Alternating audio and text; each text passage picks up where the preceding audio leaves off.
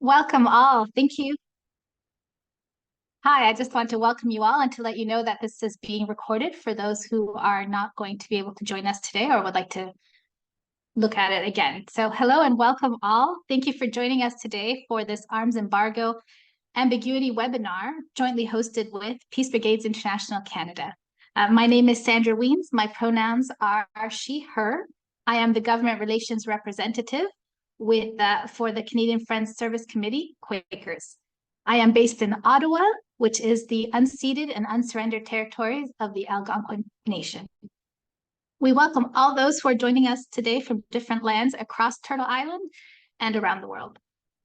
It is my pleasure to welcome our expert panelists, Kelsey Gallagher, Noam Perry, and Rachel Small. Today, they will be discussing the promise and reality of the House of Commons vote that took place 6 months ago today to cease the further authorization and transfer of arms exports to Israel. The arms companies that continue to export weapons and military components to Israel despite international court rulings about a probable genocide in Gaza, and the latest campaign call for an arms embargo, why that is needed, and what you can do to support this call. Each of our speakers will have approximately 10 to 15 minutes to present. Then we hope to have time for questions in the last 10 minutes or so. We encourage you to type your questions in the question and answer feature that you'll find on your screens.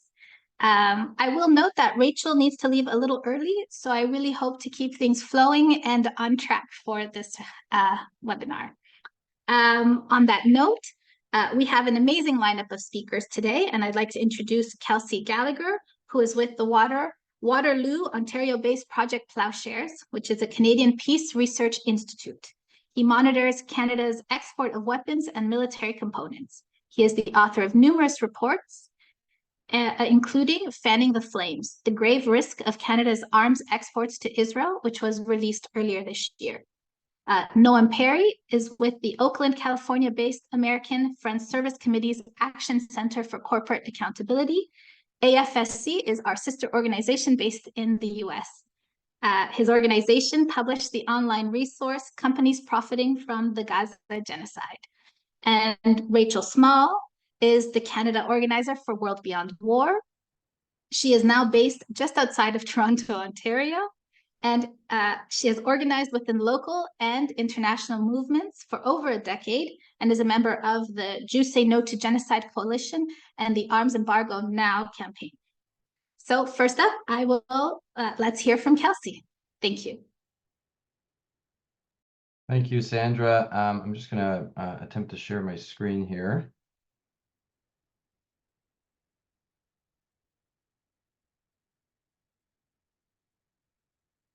Can we see this?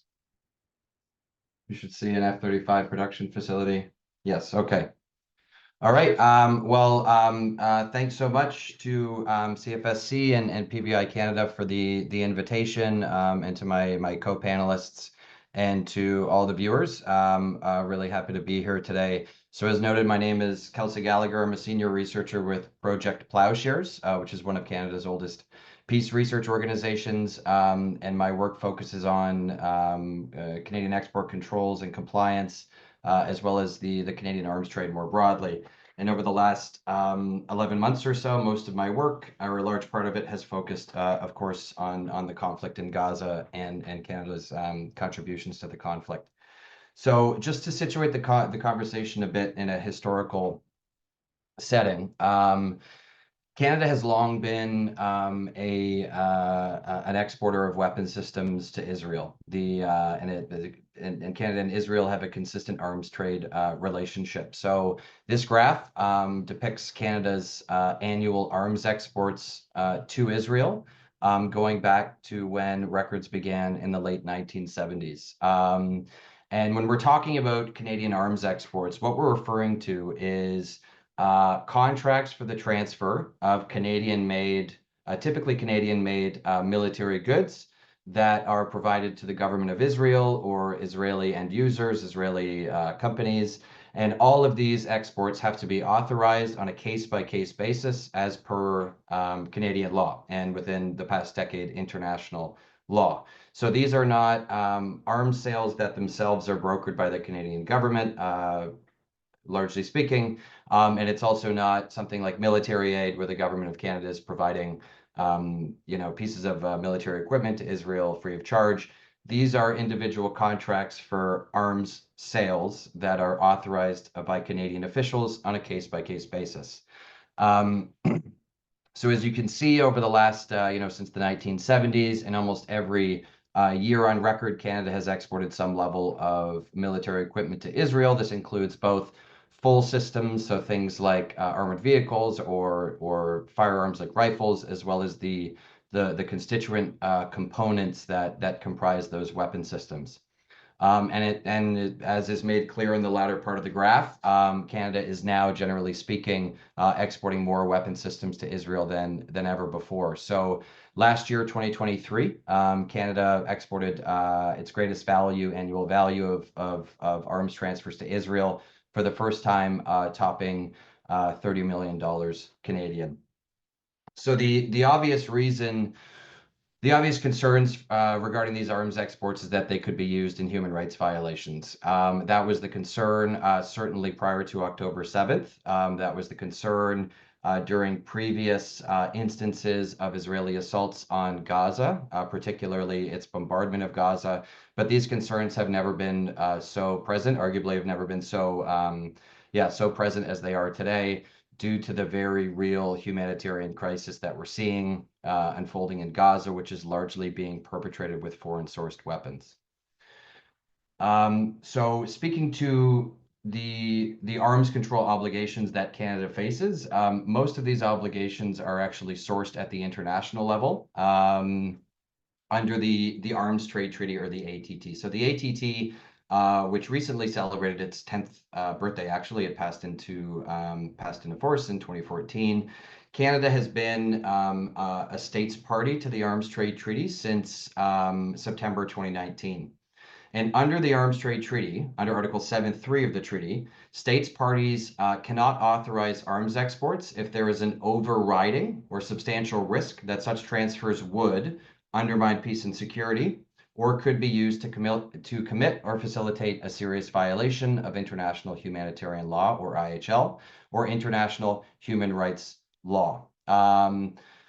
Considering Israel's conduct throughout Operation Iron Swords, the current operation, this threshold has evidently been met, which means that any further authorization of arms transfers from Canada to Israel would be a breach of Canada's obligations under the UN Arms Trade Treaty, and therefore a breach of international law. And it should be made clear that these are not suggestions, these are not flexible obligations. These are legally binding obligations at the international level. So I'm going to attempt to give a quick overview of some milestones that have happened since October 7th. Due to time constraints, I'm not going to be able to touch on everything here, and I'm sure some people are already thinking, oh, this is not listed, and that's fair. But in the interest of time, we're going to give a very Coles Notes version of what's happened since October 7th. If you look at the top of this time frame, this is some milestones from the perspective of the Canadian government. And at the bottom, which I won't touch on so much, are some civil society interventions. So starting October 7th, so the Hamas-led attack occurs. Itself unambiguously a war crime. Targeting civilians is absolutely a war crime. And in the immediate days following the attack, it was clear to civil society organizations, not just in Canada, but also internationally, and including my friends, my colleagues here on the call, that Israel's response was almost certainly going to be unparalleled in its level of violence. And it quickly became clear that those fears were borne out. So in the weeks following the attacks and the onset of Israel's operation, civil society organizations began organizing, began releasing public statements, began putting together joint letters, began doing research and releasing reports, calling on our respective governments, at least ATT states parties, to cease the further transfer of arms to Israel, due to the very real and very substantial risk that these weapon systems could be used in the abuses. So fast forwarding to now 3 months later in January 2024, the government of Canada quietly introduces an informal policy to not authorize further arms exports to Israel. This policy was not publicly announced for another few months, but it addressed new arms export permits to Israel, which were not going to be allowed under that policy. So jumping forward a few months, we come to March 2024. Some of you would remember this day. There was an opposition day in Parliament, and a new Democratic Party motion was introduced that called for, amongst other things, a cessation of, an arms embargo on Israel, as well as, amongst other things, Canada to formally recognize the state of Palestine. This motion was heavily watered down, and the arms language at the end of the day read that the Canadian government would cease the further authorization and transfer of military goods to Israel. This was no longer calling for an embargo, but it was solid language, at least looking forward, looking towards exports. And of course, this motion was actually passed. It was endorsed by a majority of members of Parliament, including both the Foreign Minister and the Prime Minister. What this new policy did not relate to, though, however, was those transfers, of course, through the United States. So Canada's arms exports to its largest military trading partner, which is our neighbor stateside, are not subject to any of Canada's arms control obligations, including its obligations under the Arms Trade Treaty. So this means that all transfers to, and in the case of Israel, through the United States, are unvetted by Canadian officials and are not reported by Canadian officials. And this leads us into situations where Canadian-made military goods, although they would not be directly exported from Canada, can be filtered through the United States. So coming to last month, August 2024, the DCSA, which is a branch of the U.S. Department of Defense, announces a US $61.1 million mortar ammunition sale that was subcontracted to a Quebec-based subsidiary of General Dynamics Ordnance and Tactical Systems, or GDOTS Canada, whereby GDOTS Canada was going to provide these pieces of mortar ammunition to Israel via the U.S. Foreign Military Sales Program. This deal was picked up. I actually think it was my friend Noam that let us know about it, looking from the States, and very quickly there was media attention. This brings me to the last couple of weeks, so September 2024.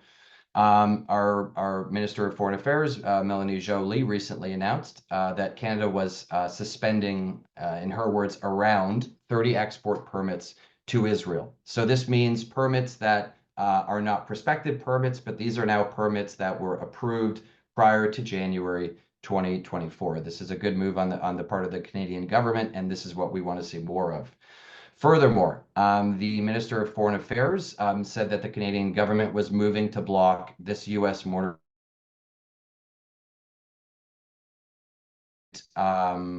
development, at least as it relates to Canadian export controls.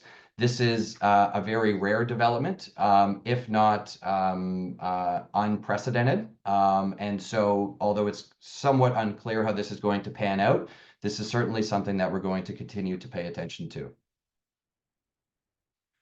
So now getting to the nuts and bolts of what Canada's current policy actually does. So Canada's current policy regarding arms exports to Israel suspends the approval of new export authorizations to Israel. So this means that Canadian officials cannot approve new prospective arms transfers to Israel.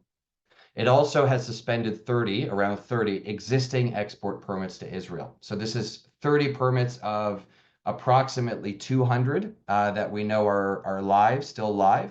So it's a small number, but it is suspending some of these existing permits. Canada's current policy has also introduced an ad hoc block of GDOTS Canada's mortar ammunition contract to Israel through the United States. Again, this is somewhat of, well, it's absolutely, at the very least, a rare move, and it's going to be interesting to see how this pans out.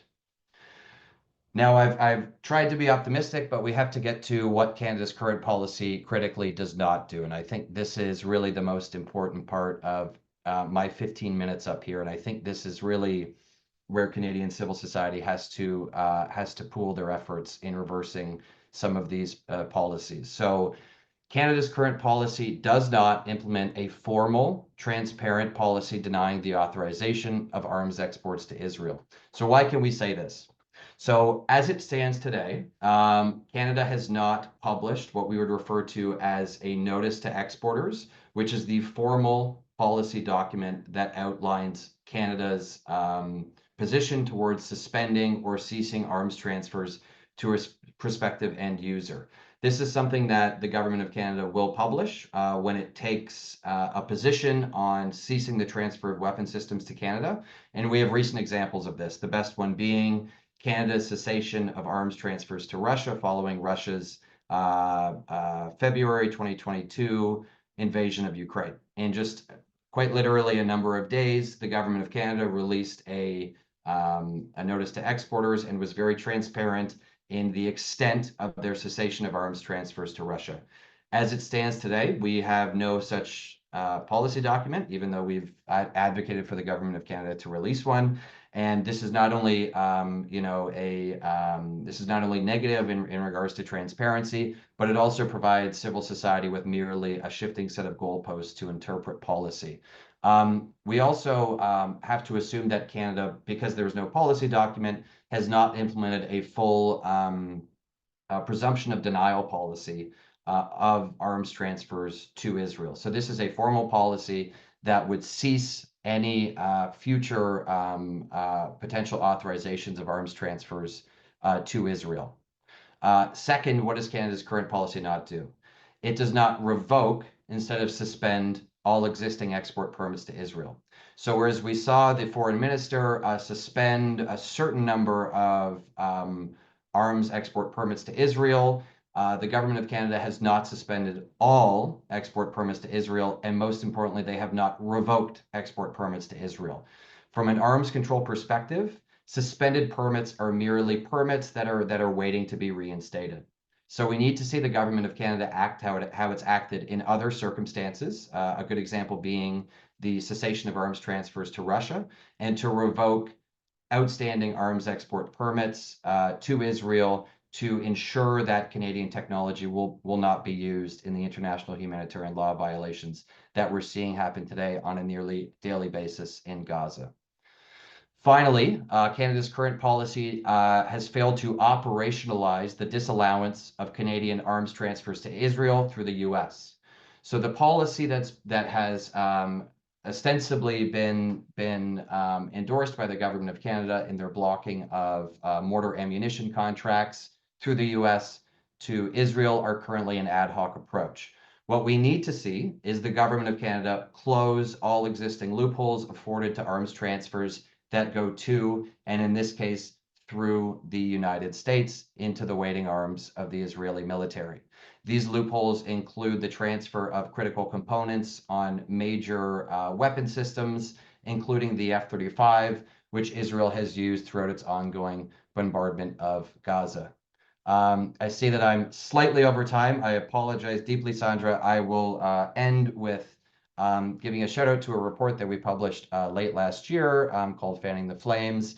And I invite you all to follow me directly and visit ploughshares.ca. Thank you so much. Thanks a lot, Kelsey. Now we'll hear from Noam. Yeah, thank you. It's good to be here. Thanks for inviting me to be a part of this panel. It's hard to follow Kelsey, to be honest. He's the foremost expert on everything to do with Canada. So I will attempt to take a step back and tell you how we're approaching this and what we think beyond what Canada can do and the Canadian government, what we, the people, can do also to impose our own so-called arms embargo. So before that, a little bit about who I am and what I do. Like Sandra said, I'm a member of the American Friends Service Committee. We are a Quaker organization in the United States, but we operate in many other countries, including in Gaza. We have staff in Gaza that have done a fantastic job keeping themselves alive and distributing much needed food and other aid. And we do other things in Gaza, and around that, and on Palestine since 1948. And you can see, you have a link there to see everything that we do that relates to Israel and Palestine right now. And we've been tracking Israeli military operations in Gaza since 2008, and all the weapons that are used and all the companies that make them. It's a part of a larger project that is called Investigate, which tracks corporate involvement in the Israeli occupation writ large, not just in Gaza. And we see this as a direct responsibility that we have to our friends in Palestine. This is a picture of a friend of ours that helped us publish a book a couple of years ago about Gaza, and a previous book maybe 10 years ago or so, Rifat. He died in what seems to be a targeted attack on him by Israel. And shortly before he died, he took this picture and tweeted it. It's very important for the people in Gaza for us to know who enables Israel in its relentless attacks on their lives. And so in this case, this is a bomb that is made in the United States.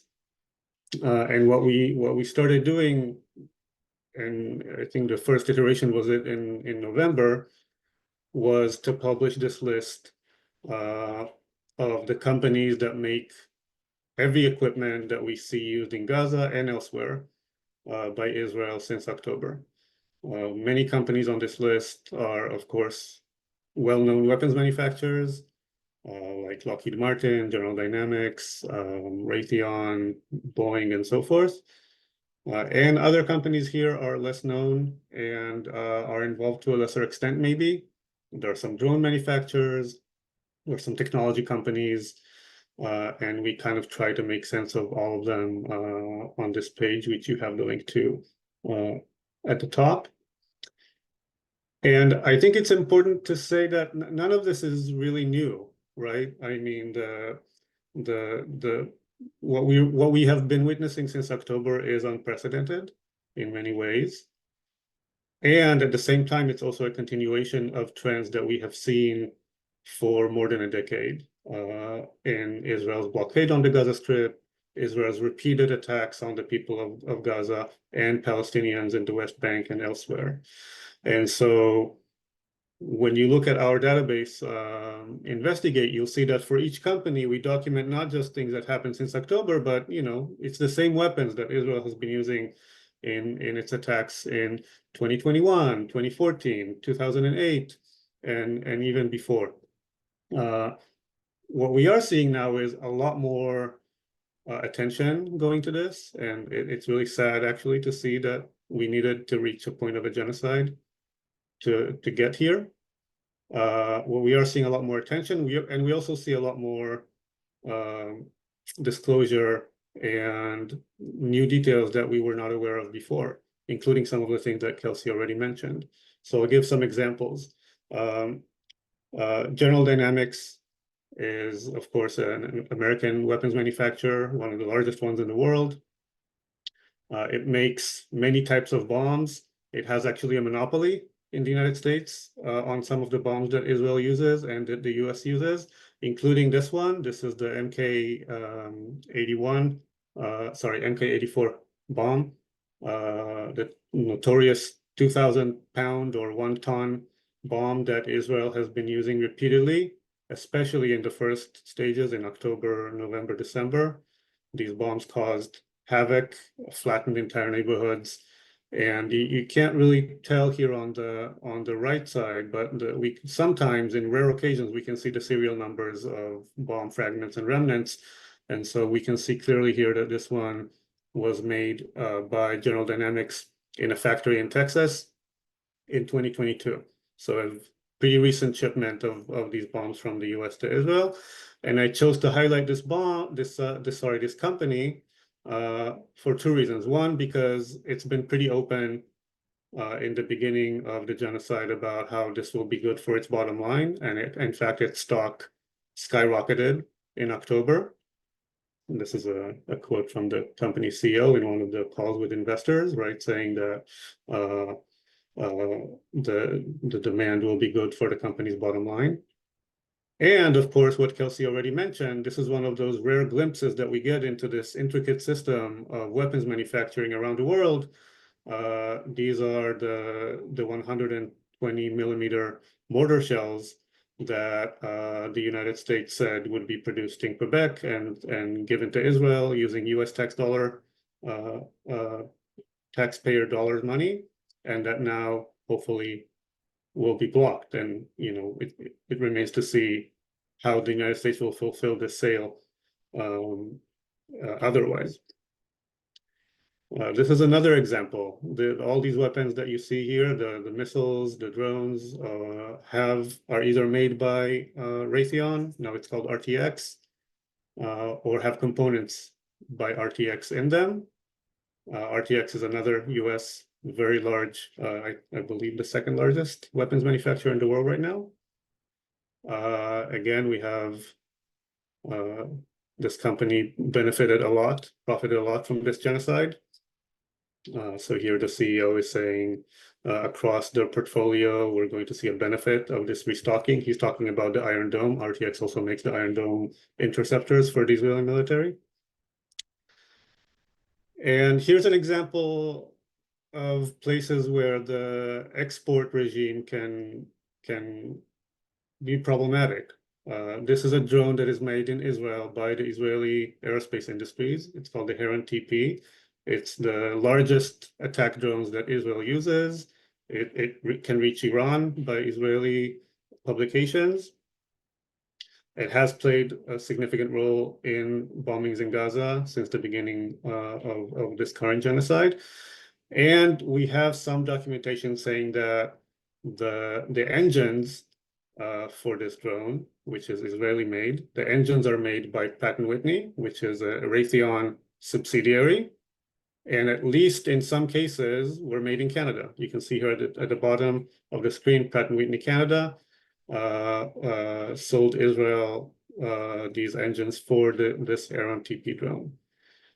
This is data from SIPRI, by the way. If you're interested in anything related to arms transfers and you don't know SIPRI, you should.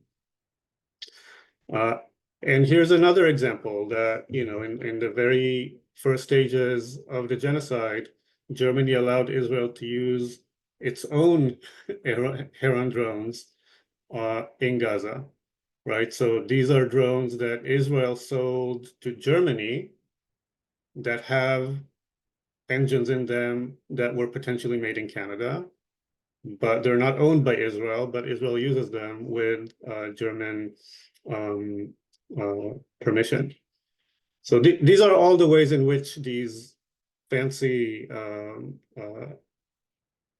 control systems that we have on weapons transfers can break down, right? These are all the reasons to be not optimistic. And we have, sorry, I'm gonna stop sharing the screen. We have other things that we have going for us. One of them, I already saw someone write a question about divestment. Divestment is one way that we the people can take ownership and control of our own money, either personally or the institutions that we participate in, universities, unions, cities. We have an unprecedented wave in the United States and around the world of institutions that are taking a stand and say, okay, if we can't effectively block US weapons, if we can't effectively stop the genocide, the least we can do is stop our own complicity in these horrible things that we see. And if there's an interest here, I can answer some questions about divestment in the Q&A, but that's another thing that we do. We're supporting divestment efforts in universities, in cities, and elsewhere. for institutions that are interested. I'll stop there. Thank you.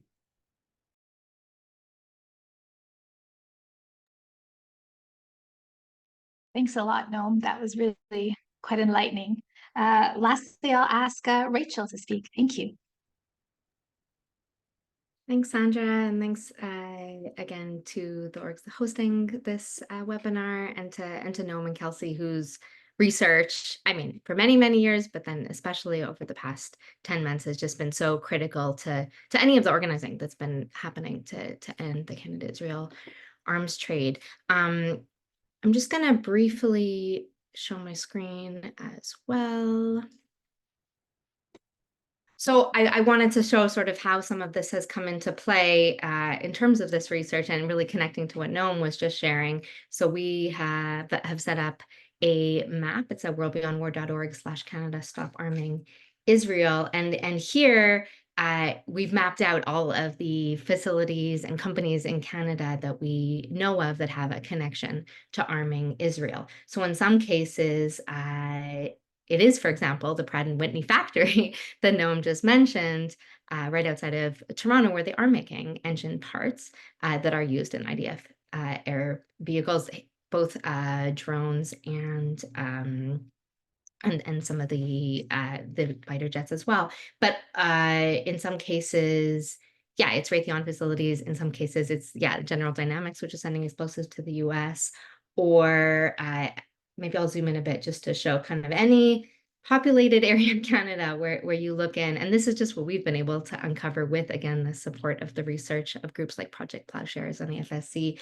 Anywhere you go, there are facilities that are connected to arming Israel. So, for example, this one is interesting. GasStops is a Canadian company that really interesting research published by The Breach just last week shows that they actually are a sole source supplier of a key component of the F-35, including the type of F-35 that is used by the IDF. So that means, to the best of our knowledge, this is the place in the world where that component is made, that is in every F-35, and therefore is a key part of the supply chain for the primary weapons of war that Israel is currently using to decimate Gaza. So this information is powerful to have. This research is being used. I won't take us through this because there's a lot of info here, but it's the many hours in databases and spreadsheets and arms control sites that are not easy to look at, that folks like Kelsey and Noam have spent, that enables then people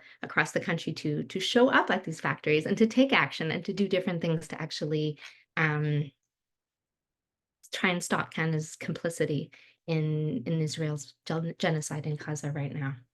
I'm going to really quickly try and show a video because I think it's nicer to see people doing these actions versus just hearing me talk about them. It's just 2 minutes long. I wonder why it's not letting me share it as an actual video that will play with sound. Well, I'll give it a shot. And if you can't hear it, then I'll send you all the link to watch on your own time.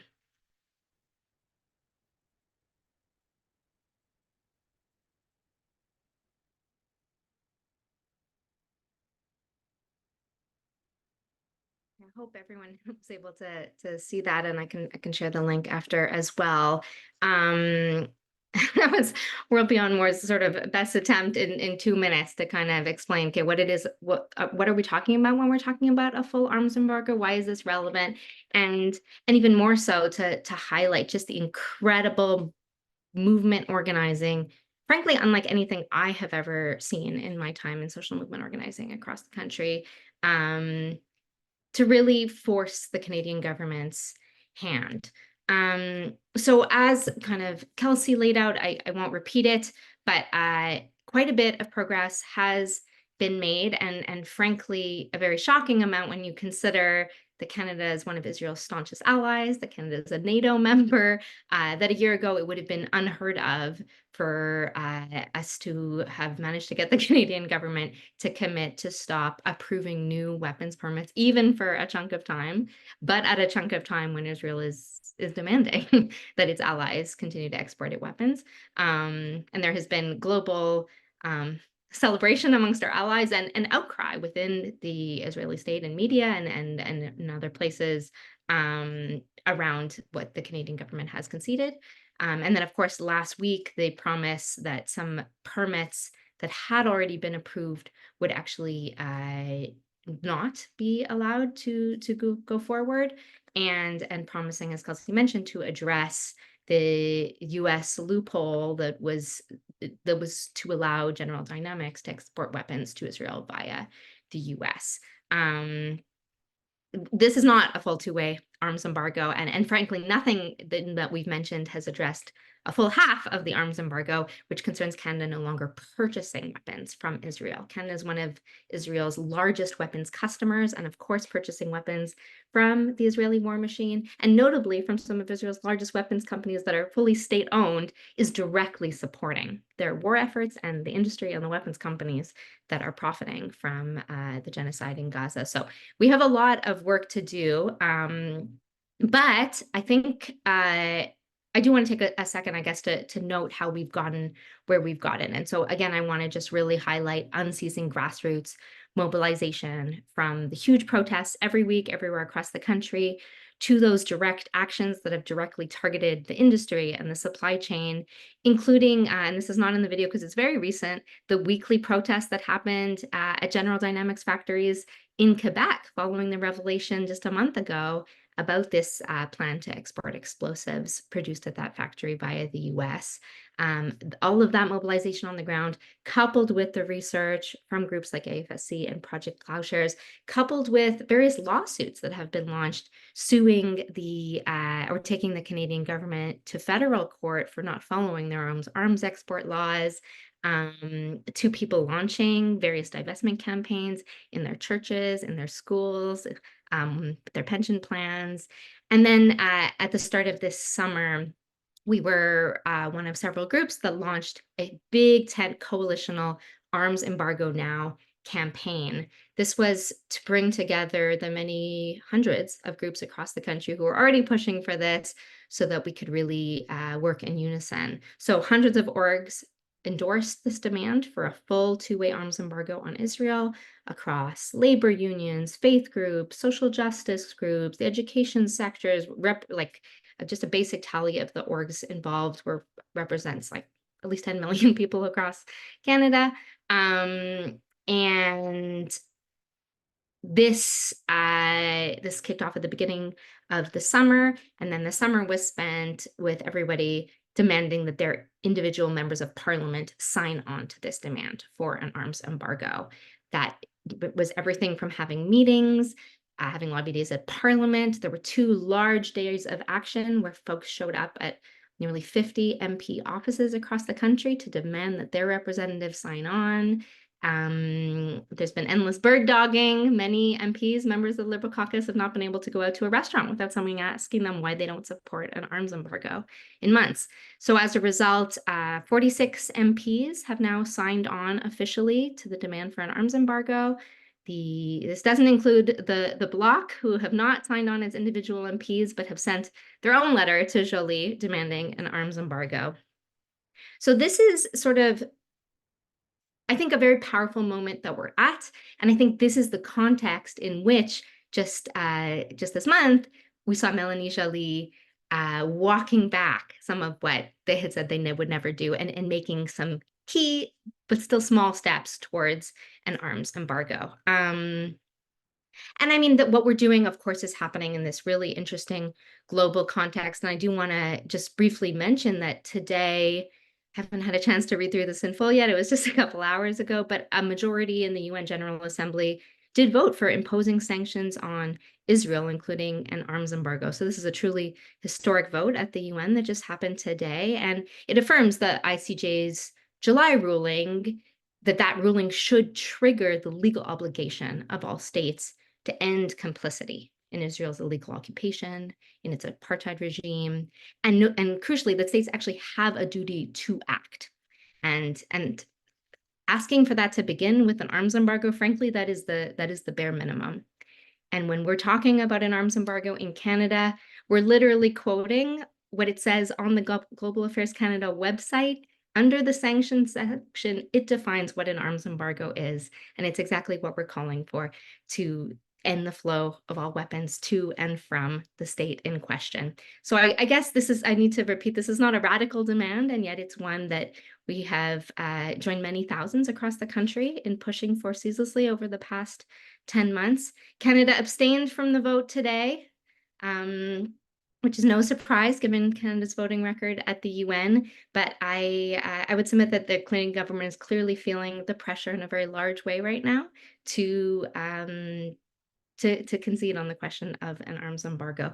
So for folks who haven't done so yet, I would encourage you to go to armsembargonow.ca. There's options there for organizations to sign on to the call. I think at latest count, nearly 400 orgs in Canada have signed on, ranging from grassroots groups to the largest unions in the country.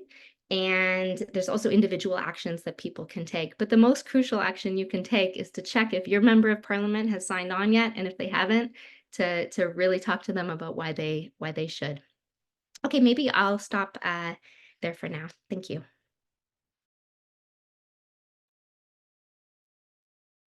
Thank you so much, Kelsey, Noam, and Rachel. There was a lot of important information and clarifications in your presentations that were really useful for better understanding the current situation and the context behind it.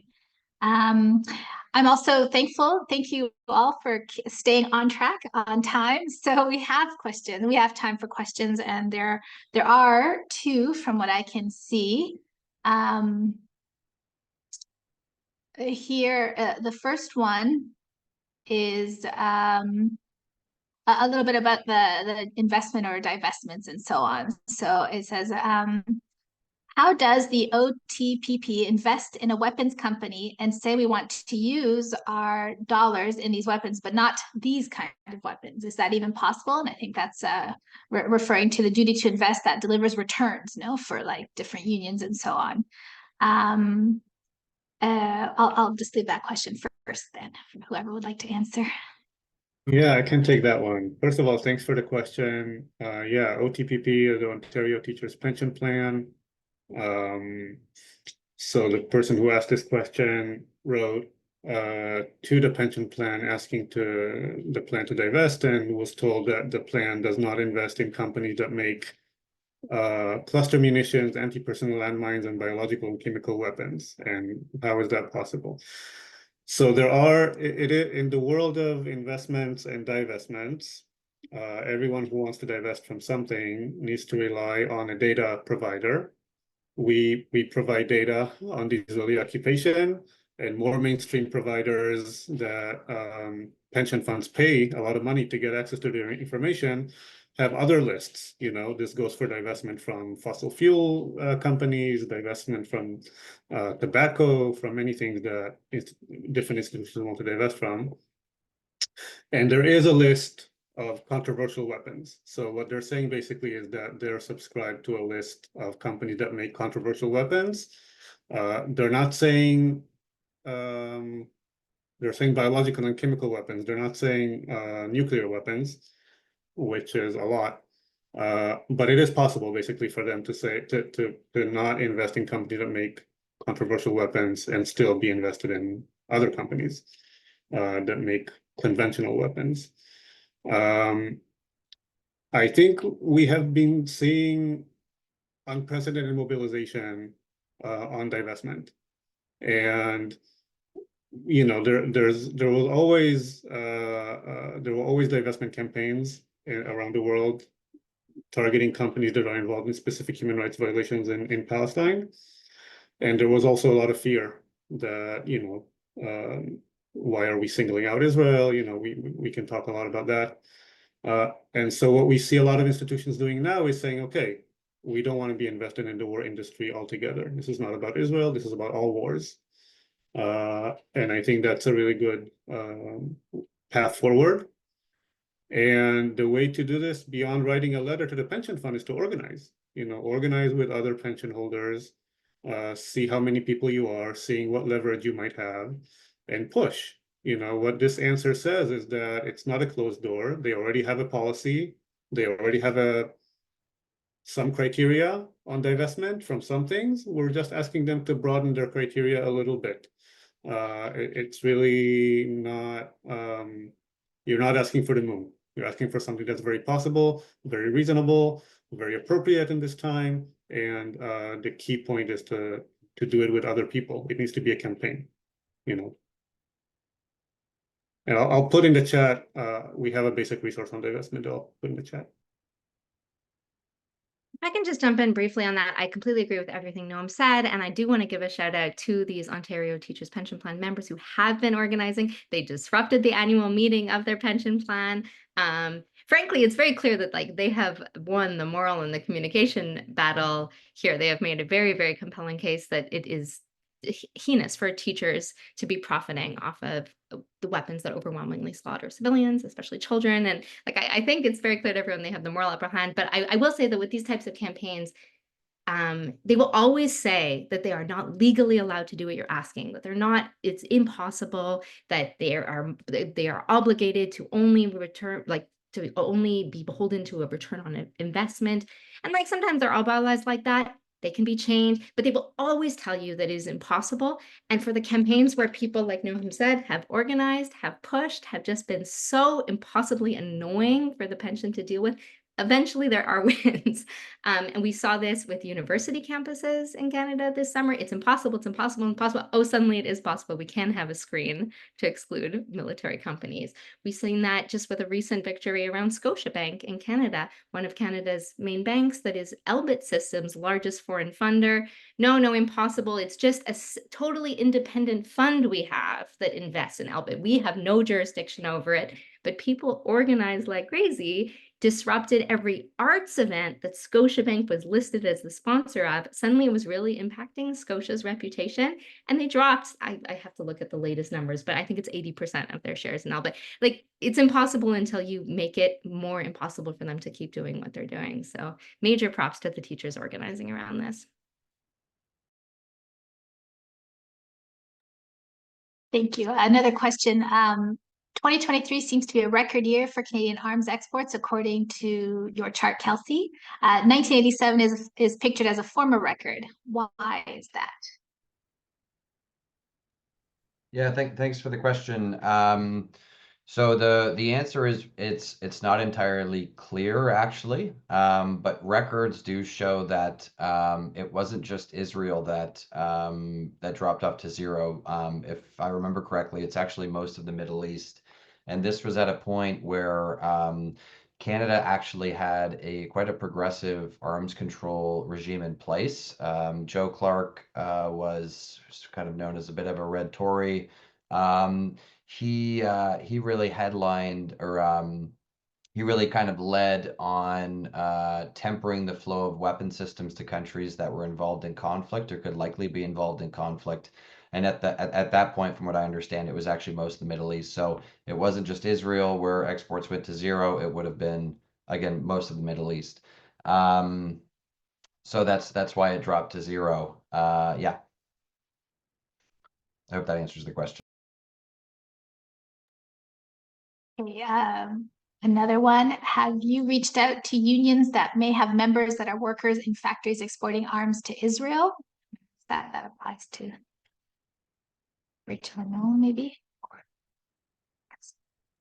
I can speak really briefly to that, and I want to give a shout out there to Labor for Palestine, which is, a really incredible worker-led organizing all across the country that has been doing exactly that, including there's been very interesting organizing as well, I should say, within CAPE, the Canadian Association of Public Employees, which includes the unionized employees within Global Affairs Canada, who are responsible for dealing with these arms permits, an interesting subsector of unionized workers connected to the arms trade. And CAPE is one of the unions that has signed on to the arms embargo, now Demand, officially calling for an arms embargo. So there's very interesting organizing happening with workers, overwhelmingly led by the rank and file workers themselves, in many cases not with Kate, who I give a shout out to, but in many cases, sort of dragging union leadership, kicking and screaming along the way. I will say at all the weapons blockades actions that I have been aware at or maybe have attended, there has always been a real recognition that the workers here are not our enemy. There are potential allies. In many cases, first of all, if they're at a factory where they're making military circuit boards, they have actually no clue that the products they're working in are ultimately going to the IDF. But they can be real allies in the struggle. They can share information, and they sometimes do. They can organize within their workplaces. And frankly, they usually do not want to be making weapons of war. They'd rather be making advanced technological devices to face like the real security challenges we face around like raging forest fires this summer, around climate change. Like there's many uses for weapons factories that could be vastly more life-giving than making weapons. I will say that just a month ago, we participated in a blockade where we fully shut down all access to a weapons factory for the full day, nobody in or out. And overwhelmingly, the workers on the factory floor who we encountered were Tamil workers who said, you know what, my people have experienced genocide as well. We agree with you. We stand with you. We don't want to have anything to do with it. So my experience is that it's a very, and these were not unionized workers. So, and overwhelmingly, they're not unionized workers. So it's tough for them to take a stance, but these are our allies in struggle. If anyone has connections, feel free to reach out to me after. And if any other unions would like to sign on to the call for an arms embargo, I think there's about a dozen unions represented, but many more would be obviously very welcome. Unfortunately, I have to dip out of the webinar for now, but thanks so much to everyone. And I'll catch up on the recording when I miss. Thanks, Rachel.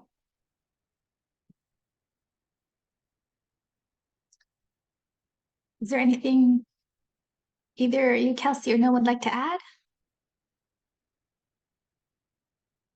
Okay, there is a question here that I think is interesting, given that we could be going into an election cycle that would see, but it says, what has Pierre Poilievre said about an arms embargo?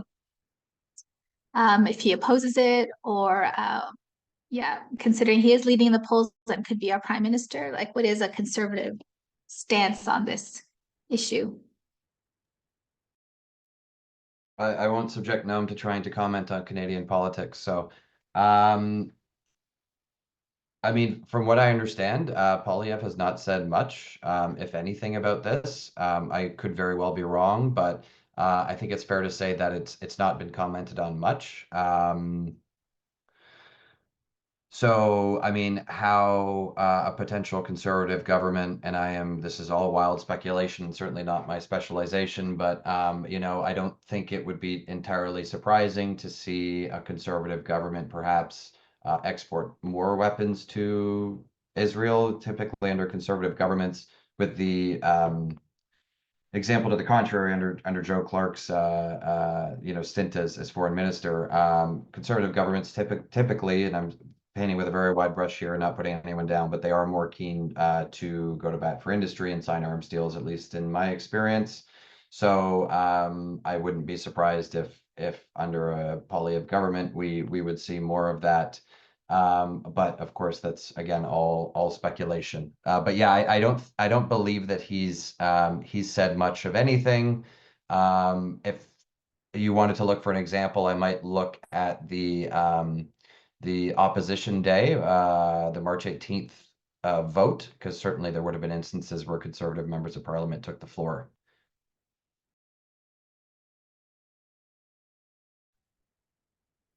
Thanks a lot, Kelsey. Yeah, I'm going to maybe they have time for one more question. I just want to say that in the chat, you will find key links and so on to all the organizations and the calls of the organizations that have been panelists today. Let's see here, there's a question. It goes back to the investment question. They say we do not believe a full exclusion of all defense industry investment is warranted, given that these companies play an essential role in national security in a more fragmented world or defend themselves. How do we counter the need for this defense argument? I think that's an important consideration, given that is probably going to be more prominent coming up. Well, just to jump in quickly, and then I'll let Noam speak to it, because he certainly has more more experience on the divestment side. I mean, cluster munitions weren't always banned. Anti-personnel landmines weren't always banned, and they are now. And I can guarantee before they were banned, public pension funds were investing in them. They now no longer invest in them because they're banned, and the world hasn't fallen apart. We also know that a lot of these weapon systems do not advance human security. Certainly weapon systems like both cluster bombs and anti-personnel landmines kill many more civilians than is at all appropriate. And you know, much could be said for a lot of other weapon systems that aren't yet banned, but perhaps should be. So to echo something like what Rachel said, I mean, you know, it's been famously said before, things seem impossible until they're not. I would, you know, continue talking to whatever public institution you're advocating to, and remind them that just because weapons aren't illegal doesn't mean that they're appropriate. And they're certainly not appropriate in the hands of some countries, and that would namely include Israel.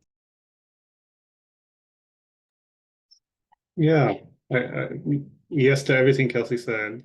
And from our experience, divestment campaigns work when they identify some discrepancy or some gap between the institution's self-image and the values that it wants to promote in the world versus how it's invested. Typically, there's an entire disconnect, right? Typically, the people who work on the investments of a foundation or a nonprofit or a university have nothing to do with the people who actually run the organization.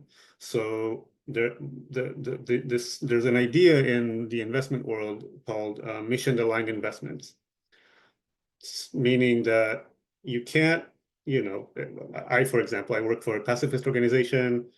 We can't advocate for a just peace in the world and at the same time invest in weapons manufacturers. It just doesn't connect. So the arguments need to be tailored to the target and the institution at question, right? This question specifically is about a teacher's pension fund. So maybe an argument about all weapons manufacturers won't work with them, like Kelsey said, but maybe we can say something about how children in Gaza have not been able to go to school and have been dying in record numbers since October. And maybe a teacher's pension fund should not be invested in companies that make the weapons that kill these children, you know? And that would be essentially the same companies. The implementation side would look the same, but the rhetoric and the talking points that will lead to that decision might differ from institution to institution.